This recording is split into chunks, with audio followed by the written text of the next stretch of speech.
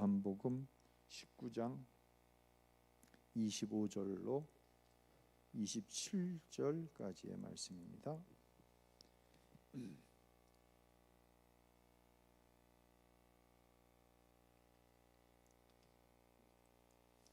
함께 봉독하십니다. 예수의 십자가 곁에는 그 어머니와 글로바의 아내 마리아와 막달라 마리아가 섰는지라. 예수께서 자기의 어머니와 사랑하시는 제자가 곁에 서 있는 것을 보시고 자기 어머니께 말씀하시되 여자여 보소서 아들이니이다 하시고 또 그 제자에게 이르시다 보라 내 어머니라 하신대 그때부터 그 제자가 자기 집에 모시니라. 아멘. 할렐루야. 이 밤 주님의 크신 대속의 은혜와 또한 우리의 모든 저주를 십자가에서 대신하신 그 놀라운 사랑이 이 밤 하나님 앞에 나온 사랑하는 성도 여러분 가운데 꼭 있게 되시기를 예수님의 이름으로 축원합니다. 지금 예수님은 손과 발에 못을 박히시고 머리에는 가시면류관을 쓰시고 십자가에 달려 계십니다. 그런 게 있죠. 절대로 이 모습은 누구에겐가는 보여주기 싫다. 예수님의 이 처참한 모습을 누구에게 보여주기 싫으셨을까요? 한 사람만 꼽는다면 아마 어머니 마리아였을 것입니다. 오늘 본문 25절에 이런 말씀이 있습니다. 함께 읽어볼까요? 예수의 십자가 곁에는 그 어머니와 이모와 글로바의 아내 마리아와 막달라 마리아가 섰는지라. 아들이 십자가에 달린 그 처참한 현장에 어머니 마리아가 와 계십니다. 여러분, 이것이 사명자의 삶인 줄로 깨달으시기를 바랍니다. 참 중요한 것 같아요. 내가 십자가를 지는 그곳에 내 아내가 함께 있다. 남편이 함께 있다. 내 자녀가 함께 있다.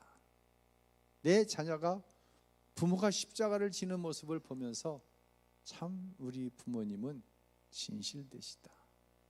참 옳으시다.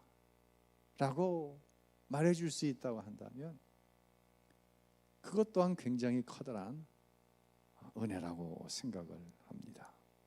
반면에 십자가 현장에 반드시 있어야 될 사람들이 있죠. 누구일까요? 제자들이죠. 제자들. 그런데 제자들은 이 십자가의 현장에 있지 않고 뿔뿔이 흩어져 있습니다. 단 한 명의 제자만이 지금 십자가의 현장에 와 있습니다. 누구일까요? 그 제자가. 자, 우리 25절을 한번 읽도록 할까요? 예수께서 자기의 어머니와 사랑하시는 제자가 곁에 서 있는 것을 보시고 자기 어머니께 말씀하시되 여자여 보소서 아들이니이다 하시고. 여기서 사랑하시는 제자는 사도 요한을 이야기합니다. 예수님은 이 요한에게 아주 특별한 부탁을 하십니다. 27절 읽을까요? 또 그 제자에게 이르시되 보라 내 어머니라 하신대 그때부터 그 제자가 자기 집에 모시니라. 예수님은 자신의 어머니를 지금 누구의 어머니라고 말씀하고 계세요? 요한 내 어머니다 라고 말씀하고 있는 거예요. 십자가 이후로 요한이 예수님의 어머니 마리아를 모시게 됩니다. 12명의 제자 가운데 가룟 유다는 자살을 해서 죽고 10명의 제자들이 순교를 당해요. 근데 순교를 당하지 않은 딱 한 사람의 제자가 있습니다. 누구예요? 그게 바로 요한입니다. 요한은 90세 이상을 살았어요. 그러니까 그 당시로 따지면 굉장히 장수한 거죠. 야, 요한은 예수님 어머니 모신 덕에 순교하지 않고 장수했구나. 뭐 이렇게도 생각하고 싶어요. 그런 것은 아니고요. 순교도 사명, 90세까지 사는 것도 사명. 여러분 깨달을 수 있기를 바랍니다. 예.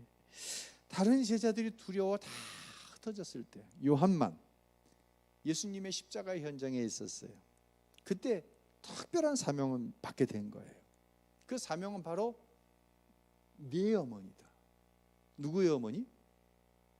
요한 네 어머니라는 거예요. 아, 요한의 어머니예요? 예수님의 어머니죠? 교회 안에도요, 십자가로 가까이 나아가는, 교회 안에 머무는 것을 큰 즐거움으로 하는, 예수님을 인격적으로 만난 성도에게는 똑같은 사명이 주어져요. 바로 성도를 자신의 부모로, 자신의 자식으로 받아들이고 그들을 위해서 중보하고 그들의 삶을 살피는, 그리고 그들을 돌보고 섬기는 일에 큰 즐거움으로 여기는 사명이 주어져요.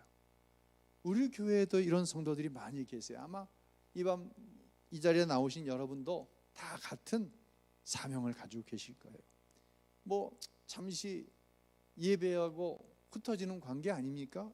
우리가 뭐 특별한 관계가 있어요? 그런데 그 누군가가 교회에 와서 예배할 때 하나님의 임재를 경험할 수 있도록 기도로, 또한 시간으로, 또한 예배당 청소를 하고 여러 가지 섬김을 통하여서 최선을 다합니다. 자신의 역할로 가족이 기뻐하는 것도 기쁨이지만 정말 아무런 관계가 없는 교우가 와서 기쁨을 경험하는 것을 더 커다란 보람으로 여깁니다. 내가 그 사람에게 해야 할 역할은 여기까지예요. 그렇잖아요. 오늘 신미숙 집사님의 반주를 하는데 집사님이 하는 역할을 딱 선을 그어 놓으면 예배당 가서 예배 드리면 되고, 혹시 내 은사가 있으니까 그 은사를 가지고 섬기면 돼. 딱 잘라놓으면 거기까지예요. 그런데 하나님께서 순간순간 주시는 감동을 삶의 사정과 그 누군가의 형편까지 헤아려 가면서 한계를 두지 않고 섬기는 사명을 우리에게 주셨다는 거예요. 우리 우신교회에 제가 알고 있는 많은 그런 성도들이 있습니다. 때로는 미안해요. 왜요? 정말 너무 최선을 다하니까. 그래서 때로는 좀 어떤 방법으로든 좀 보상을 해드려야 되겠다라는 생각을 합니다. 그래서 그런 의사 표시를 하면 목사님 별 말씀을 다 하세요. 제가 어떻게 해서 하는 건데? 좋아서 하는 건데. 오히려 이런 귀한 사명을 저에게 허락해 주셔서 목사님 너무 감사합니다. 제가 사명으로 섬길 때 성도들이 기뻐하는 것을 볼 때 하나님 앞에 너무 감사가 되는 거예요. 반면에 그저 자기 목만 철저히 하는 교인들이 있어요. 그런 거 있죠. 밥 먹고 나서 네 밥값 네가 내고 내 밥값 내가 내는 걸 갖다 뭐라고 그래요? 그냥 더치페이라고 합니다. 더치페이 하듯이 신앙생활하는 사람이 있어요. 또 교회 안은 이것만도 못하는 사람들이 있어요. 자기는 당연히 섬김을 받을 자격이 있다고 생각하는 사람들이에요. 그런데 참 이상하지 않아요? 저기 있는 오리동 남부교회에서 신앙생활하는 사람이 아니에요. 저 길 건너 대신교회에서 신앙생활하는 사람이 아니에요. 똑같이 우신교회라고 하는 교회 안에서 똑같은 예배 시간에 똑같은 하나님의 말씀을 같은 목회자에게 듣고 똑같은 성경을 묵상하는데 왜 이런 차이가 나냐는 거예요. 설교를 하다 보면은요, 그게 어려워요. 아까도 말씀드렸지만 정말 하나님 주시는 감동들을 섬기는 즐거움이 너무 커.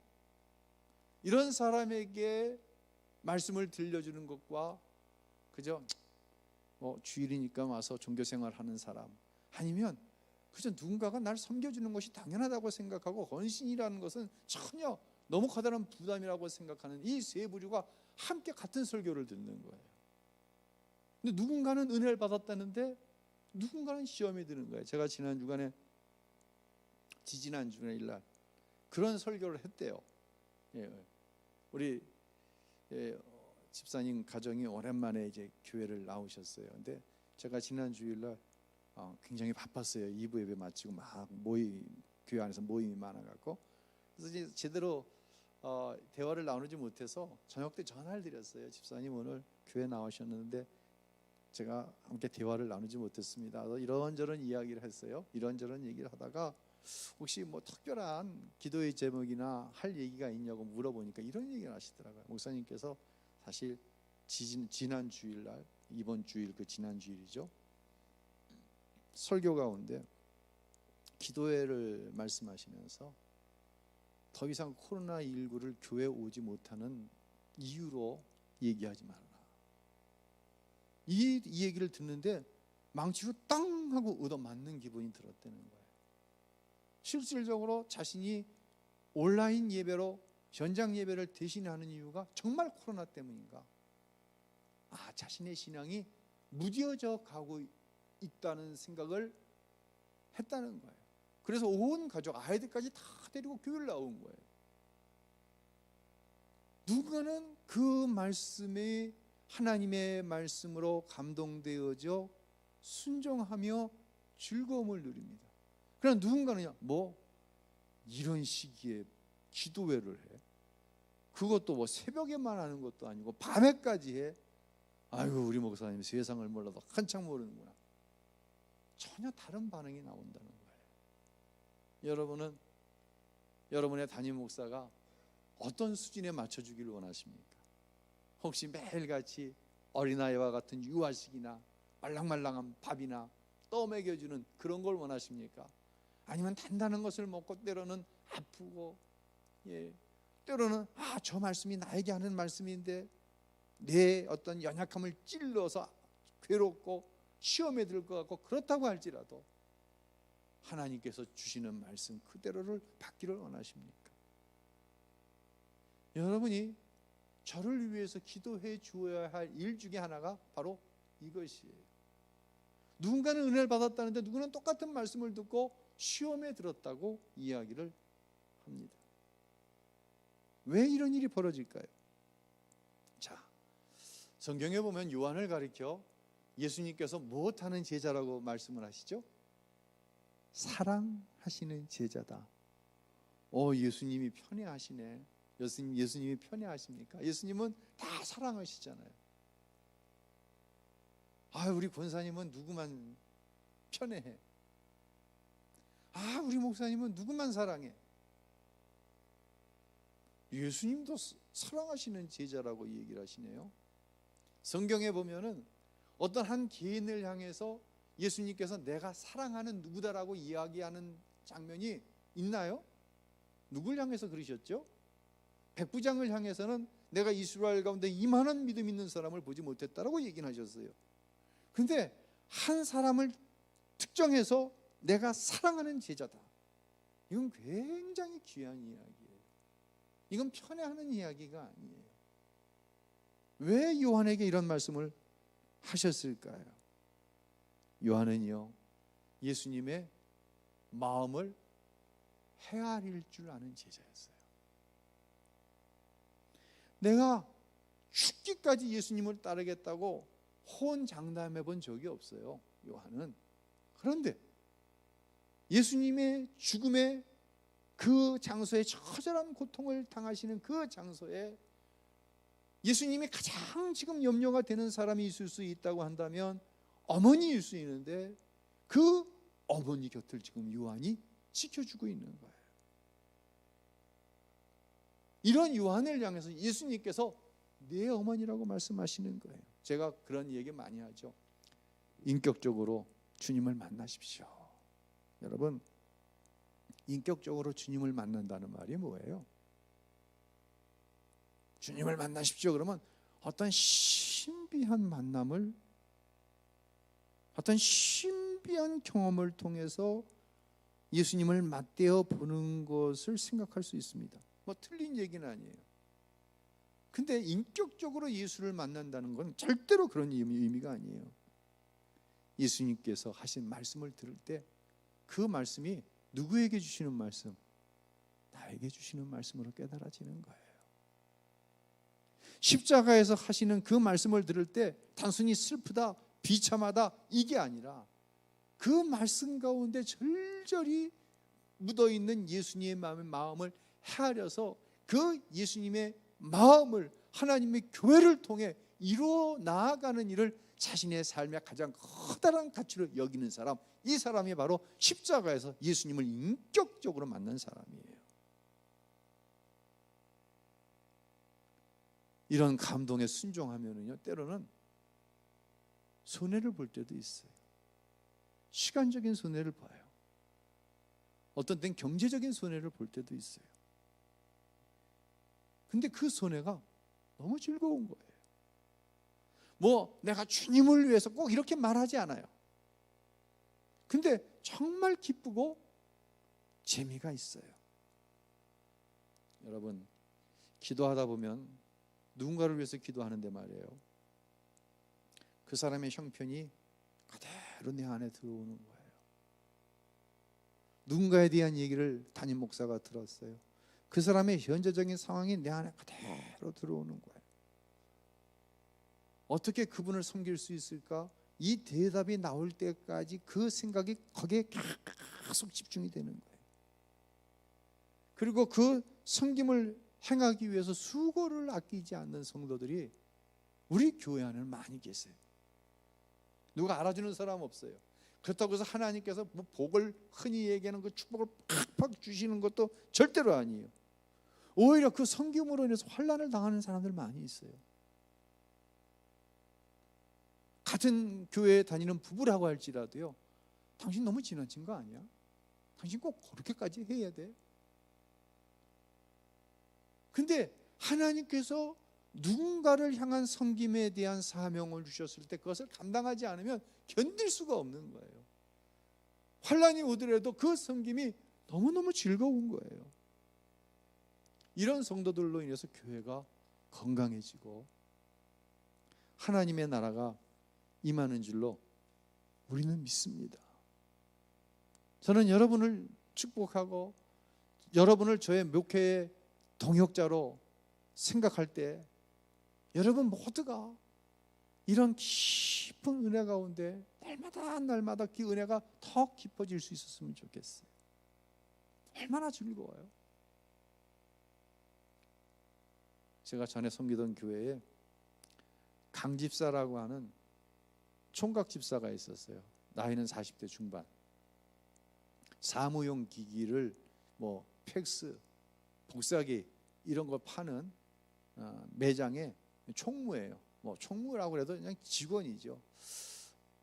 뭐 교회에 이제 복사기가 고장이 난다든지 수리를 몇 번 했는데 쓰기가 그렇다든지 아니면 뭐 최신형이 나왔는데 이거 목사님 너무 불편해하신다든지 그러면 복사기를 그야말로 실미로다가 바꿔주는 거예요.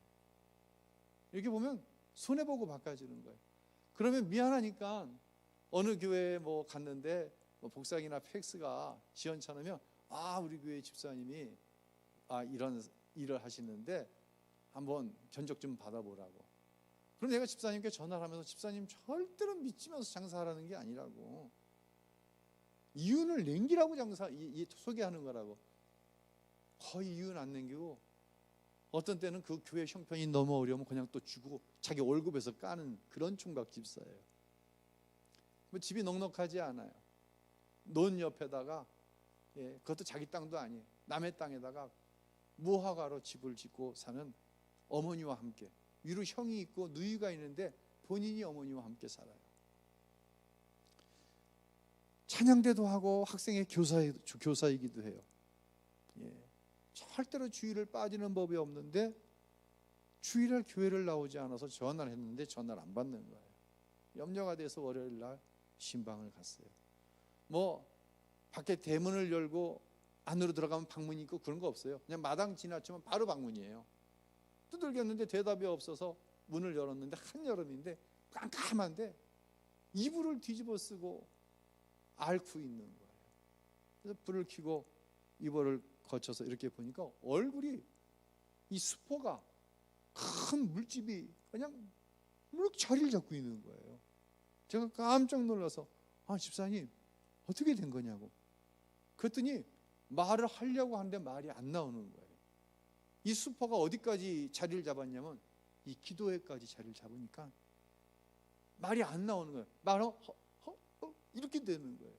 그래서 그 어머니 오집사님이신데 가난하니까 뭐 그냥 돈 되는 일이라면 그냥 허드렛 일 다 하고 다니시는 그런 집사님이세요. 전화를 했어요. 강 집사 어떻게 된 거냐고. 그랬더니 이 얘기를 하세요. 언제부터 그러냐? 좀 됐다는 거예요. 그러고 생각해 보니까 찬양대에 앉아 있는데 왜 얼굴이 저렇게 펄겋지? 그런 생각을 그냥 했어요. 얼마나 마음에 자책이 되든지 뭐 교인이 몇백 명 되는 것도 아니고 몇 명 되지도 않는 교인이 아픈지 안 아픈지 그 형편도 몰랐다고 하는 그 자책감이 막 밀려오는 거예요. 집사님께 또 물었어요. 집사님 병원에는 데려가 보셨냐고. 그랬더니 그때부터 그냥 흐느껴 우시는 거예요. 전화를 끊고 이 병원에 동네 병원을 이제 갔어요. 여러분, 교회가 해야 할 역할의 한계가 뭐예요? 담임 목사가 해야 할 역할의 한계가 뭐예요? 어머니가 있어요. 형이 있어요. 형이 멀리 살지도 않아요. 가까이 살아요. 누이도 가까이 살아요. 그럼 기도해주고 오면 되잖아요.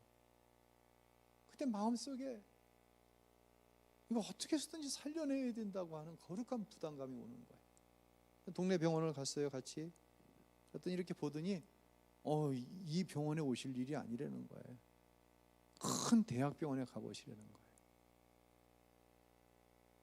근데 큰 대학병원에 가면은요, 그때부터 세 가지 문제가 발생해요. 첫 번째, 시간의 문제예요. 간다고 바로 진료해 주나요? 예약을 하면 보통 몇 주, 뭐 심한 경우는 몇 달이 걸리는 경우도 있어요. 두 번째는 어떤 문제가 생겨요? 경제적인 문제가 생겨요. 처음부터 끝까지 다 돈이에요. 이거를 교회에서 누군가가 아니라 담임 목사가 이 일을 다 감당해 나간다. 어디까지는 할 수 있지만 그 생각이 쑥 들어오는 거예요. 그런데 그것이 중요한 것이 아니라 이거 살려내야 된다고 하는 생각이 내 안에 들어오는 거예요. 그래서 세브란스 병원이 서울에 연대 세브란스 병원이 몇 군데 있잖아요. 강남, 영동, 신점 여러 군데 있는데 그 중에 한 곳에 원목이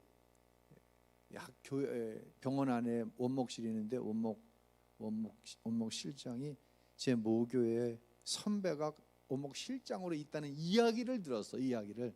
그런데 만난 것은 커서하고 통화해본 것도 한 30년 정도 된 거예요. 내 이름을 댔을 때 그분이 알아들을까 하는 거예요. 무조건 전화를 했어요. 선배님, 저 이승원 목사입니다. 알아들으시더라고요. 상황을 얘기했어요. 그럼 무조건 데리고 갔어요. 어목실에 데리고 갔더니 이해하기 안 돼 있는 상태니까 인터폰을 하시더라고요. 그러더니 몇 층에 아무개 선생님을 찾아가라는 거예요. 데리고 내려갔어요. 그랬더니 그 선생님이 뭔가 써주면서 여기부터 시작을 해서 가라는 거예요. 1번, 2번, 3번. 종합병원에 가면 그거 있잖아요. 가서 접수하고 먼저 줘야죠. 접수하고 어디 가서 뭐 찍고 어디 가서 무슨 검사하고 이 순서를 쭉 알려주시는 거예요. 그래서 일단 집사님 여기부터 가자고 접수를 했습니다. 첫 번째 선생님한테 들어갔습니다. 나왔는데 강 집사님이 자리에 풀썩 주저앉는 거예요. 목사님, 저 못하겠습니다. 이렇게 얘기하는데 저한테는 이미 마음에 그게 왔어요. 이렇게 해서 고칠 수 있는 병이 아니다. 오히려 환자만 지금 괴롭히고 있는 거예요. 이게. 그런 거 있잖아요. 무슨 검사 이렇게 할 수 있는 게 아니에요. 이게. 그래서 선배 목사님한테 간다고 얘기도 안 하고 제가 마음에 좀 섭섭했어. 그냥 내려왔어요. 내려오면서 생각하니까 야, 나 같은 사람이 얼마나 많이 찾아올까. 그렇잖아요. 뭐 교회마다 무슨 일이 있고 가난한데 중병에 걸려 있다. 그럼 다 전화할 거 아니에요. 원목실에다. 다시 내려와서 또 생각을 했어요. 그랬더니 또 다른 세브란스 병원 원목실에 서울신학대학에서 같이 공부한 선배 목사님이 원목실장으로 있다는 얘기를 제가 들은 적이 있어요. 또 전화를 했어요. 그랬더니 오래는 거예요. 또 데려갔어요. 그랬더니 똑같은 일을 반복을 시키는 거예요. 1번, 2번. 그래서 죄송하다고. 그러고 또 내려왔어요. 왜냐하면 이해가 또 되는 거예요. 나는 급해서 그렇지만 야, 이거 무슨 방법이 없나. 기도하다가 하나님 무슨 생각을 주셨냐면 아무리 대학병원을 가더라도 그것을 통해서 고칠 수 있을지 없을지도 모르는데 이럴 게 아니다. 근데 지금 저희 우신교회에서도 부평세림병원 무료병동에 매달 10만 원씩 이제 선교비를 보내고 있거든요. 근데 제가 전에 목회하던 교회에서도 무료병동에 이제 선교비를 10만 원씩 매월 보냈어요. 그래서 목사님하고는 같은 지방에 있고 또 전임자인 장기성 목사님의 형님이세요. 예. 전화를 했어요. 그래서 선배님 이러이러합니다. 했더니 빨리 데려오라는 거예요. 데려갔더니 이런 어려운 사정에 있는데 희귀병에 걸린 사람을 돕기 위한 구청의 프로그램이 있다는 거예요. 근데 이거는 이 목사가 가면 안 되고 반드시 가족이 가야 된다는 거예요. 그래서 그 누나한테 전화해서 이런 프로그램이 있으니까 부평구청에 들어가서 상담해 보십시오. 그러고 나서 강 집사는 이제 호스피스 병동에 무료로 입원을 시켜주셨어요. 너무 감사하죠. 2개월을 입원을 했는데 어느 날 원목실에서 전화가 오는 거예요. 목사님 잠깐 뵙자고. 갔더니 2개월 입원하면 퇴원해야 된다네. 일단 퇴원했다가 다시 들어가니까 일단 퇴원을 해야 된다네. 이것도 자기들은 어떻게 할 수가 없다는 거예요. 어떻게 할 수가 없다는 거예요. 거기까지 못한다는 거예요. 그래서 또 의논을 했어요. 의논을 하다가 이럴 경우에 가까운 요양병원에 입원을 시켰다가 상태가 안 좋으면 응급실을 통해서 다시 들어오는 방법이 있다. 이 방법을 이 원목실에 있는 직원들이 의논 끝에 알려져서 그 요양병원에 데려다가 입원을 시켰어요. 하루가 지나고 이틀째 밤 11시쯤 됐는데 강집사한테 전화가 왔어요. 목소리가 잘 안 나오는데 그 목소리 내용은 뭐냐면 목사님 저 무서워서 죽겠어요. 저 무서워서 죽을 것 같아요. 너무 이게 긴박해. 정말 이 사람이 죽을 것 같아. 병 때문에 죽을 게 아니라 무서워서 죽겠다는 거. 도대체 이게 뭔 일인가. 차를 달려가지고 그 요양병원을 갔어요. 부평에 있는. 그랬더니 뭐 밤 11시에 누가 면회를 시켜줍니까? 더구나 어르신들 가운데 치매 환자라든지 이런 분들은 그냥 병실을 이탈해가지고 밖으로 나가면 이게 부모들한테 큰 사고가 되는 거 아니겠어요? 절대로 안 데려보내주는 거예요. 아, 난 아무개 입원해 있는 환자의 담임 목사라고 뭐 그게 통하나요? 거의 뭐 또 밀고 들어가다시피 해서 병실을 갔어요. 그런데 여러분 요양병원에 대한 선입견을 가지시면 안 됩니다. 그런 병원은 거의 없고 대부분 좋은 병원들이죠. 그런데 깜짝 놀랐어요. 분명히 4인실이었거든. 근데 한밤중이 되니까 이 4인실 병원 벽을 트는 거야. 흔히 얘기하는 자바라로 벽이 돼 있어갖고 한 사람이 이 4명의 환자를 밤에 돌봐야 되는데 4개를 터버리면 4사람이 돌봐야 될 걸 몇 사람이 돌보면 돼? 한 사람이 돌보면 되잖아. 다 터 있는 거예요. 그러니까 4명이 아니라 몇 명이 된 거예요 지금 환자가. 몇 명? 16명이 있는 거예요. 그런데 이 어르신들 가운데는 치매 환자들이 있고 이래갖고는 한쪽에서는 낄낄거리고 웃고 한쪽에서는 잠자는 사람 건드리면서 시비를 걸고 그런 막 소리를 지르며 밖에 이제 건장한 남자 간호사가 들어와 갖고는 막 야단을 쳐서 막 눕히고 그냥 깜깜한데 빨간 요만한 전구 하나 있는 사이에 그런 일이 벌어지고 있는 거예요. 지금 이 안에 자기는 너무너무 아픈데, 숨도 제대로 쉬기가 어려운데 이런 상황이 벌어지고 있는 거예요. 그래서 강집사, 그래도 참아야지 어떡하냐, 조금만 더 참자. 그랬더니 이런 얘기를 하는 거예요. 목사님, 어젯밤에는 한신이 잠이 들었다는 거예요. 근데 이상해서 눈을 떠보니까 어떤 할머니가 자기 얼굴에다 얼굴을 거의 대놓고는 이렇게 웃고 있더라는 거예요. 기겁을 해서 깼다는 거예요. 목사님, 너무 무섭다.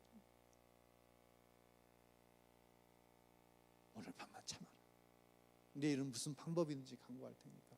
다음 날이 됐어요. 뭐 믿을 수 있는 건 원목실밖에 없으니까 원목실 가서 목사님께 부탁을 했어요. 이 목사, 그러면 응급실로 들어오자. 응급실로 들어오자. 그 대신 앰뷸런스 타고 들어와야 된다. 사설 앰뷸런스 불러가지고 거기다 강집사를 싣고 세림병원 응급실을 통해서 다시금 병실로 들어갔어요. 병이 악화되지면 중환자실로 갔다가 일반 병실로 갔다가 그냥 바짝바짝 말라가는 거 못 먹니까. 그저 교회 가요. 신자들이 모이면 강집사 좀 어떠대? 내가 어저께 가봤는데 더 안 좋아졌어. 그래서 신자들이 모이면 강집사에게 모이면 이 강집사님을 위해서 함께 기도하는 거예요. 그리고 내가 뭘 좀 할 수 있을까? 그런 노력에도 불구하고 하나님께서 강집사님을 데려가셨어요. 교회가 마음을 합해서 모든 정성을 합해서 장례를 치러드렸어요.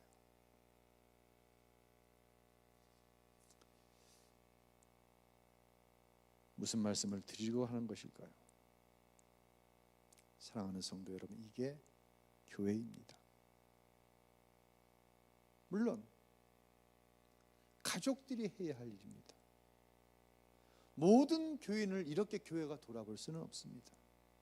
그러나 때로는 하나님께서 교회의 섬김을 필요하라 하는 일을 주실 때 어떤 마음을 주시냐면, 내 부모가 아닌 누구의 부모? 내 부모. 내 자식이 아닌 누구의 자식으로? 내 자식으로 섬기게 하시는 거예요. 강집사님의 소천 이후 교회가 교회란 이런 것이구나 스스로 정리가 되었어요. 그리고 자부심을 가지게 되었어요. 사랑하는 성도 여러분, 우리가 이 고난주간 새벽을 깨우고 피곤한 밤을 열어서 주님의 십자가 가까이 나아가는 이유가 무엇입니까? 그 가장 중요한 이유는 인격적으로 나를 위해서 십자가에서 온갖 고난을 당하신 예수님을 인격적으로 만나는 거예요. 그 예수님을 인격적으로 만날 때 오늘 세 번째 시간과 같이 우리가 예수 안에서 한 형제요, 한 자매임이 깨달아질 뿐만 아니라 우리의 마음속에 자기 십자가, 나를 따라가거든 자기 십자가를 지고 나를 쫓으라고 말씀하신 예수님의 말씀처럼 내게 지어야 될 십자가가 무엇인지를 알게 되고 즐거운 마음으로 십자가 지고 가라. 즐거운 마음으로. 여러분, 억지로 지는 십자가라고 한다면 무슨 의미가 있겠어요? 그냥 즐거운 마음으로, 오히려 내 가족들을 돌아보는 것보다 더 즐거운 마음으로, 더 기쁘고 감사한 마음으로 섬겨나가는 것, 이것이 우리가 십자가에서 예수님을 인격적으로 만나야 될 이유라고 하는 것입니다. 이런 교회가 좋은 교회예요. 하나님은 지금도 이런 교인을 부르시고 이런 교회를 부르셔서 제자 요한에게 내 사랑하는 제자라고 말씀하시는 거죠. 여러분을 향해, 우리 교회를 향해 내가 사랑하는 아무개 권사, 아무개 집사, 우신교회 이렇게 말씀하시는 거예요. 여러분, 예수님을 인격적으로 만나면은요 달라집니다. 어떻게 달라집니까? 무엇이 복인가라고 하는 개념이 달라집니다. 우리 하나님께서 나를 보시고 야, 사랑하는 이 목사야 라고 나를 불러주신다고 한다. 이거보다 더 커다란 영광이, 이거보다 더 커다란 보람과 즐거움이 어디 있겠어요? 달라지는 거예요. 달라지려고 노력하는 게 아니에요. 만나면 달라지는 거예요. 노력한다고 되는 일이 아니에요. 이건 절대로 되는 일이 아니에요. 만나야 돼요. 예수님 만나야 돼요. 십자가에서 예수님 만나야 돼요. 달라집니다. 여러분의 자녀들이 예수님 만나면요 달라집니다. 누굴 보면 알아요? 여러분 보면 아는 거예요. 염려하지 마세요. 자녀들 염려하지 마세요. 여러분이 옛날에 그랬어요. 근데 여러분이 예수님 만나니까 달라지는 거예요. 예수님 만나 달라지면 예수님이 사랑하신다고 하는 거예요. 하나님이 사랑하는 자를 어떻게 하시겠어요? 여러분이 사랑하는 자녀들을 어떻게 하시겠어요? 능력만 된다면 책임지시지 않겠어요? 우리 하나님의 능력이 제한이 있어요? 그렇습니까? 제한이 있으십니까? 하나님이 책임져 주시는 거예요. 할렐루야. 그런 은혜의 역사가 오늘 십자가 앞에 나온 사랑하는 성도 여러분 가운데 꼭 있게 되시기를 예수님의 이름으로 축원합니다.